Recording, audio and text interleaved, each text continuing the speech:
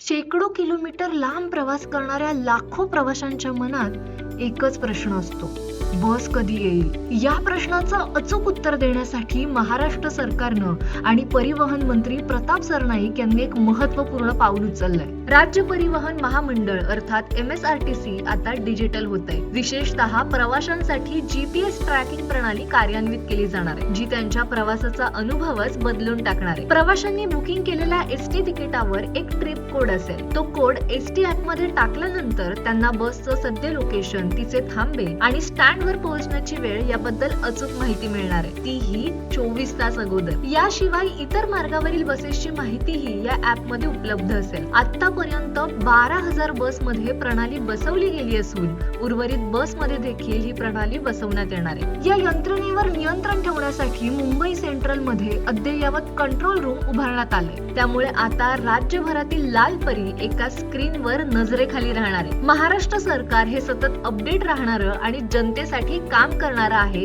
हेच यातून स्पष्ट झालंय.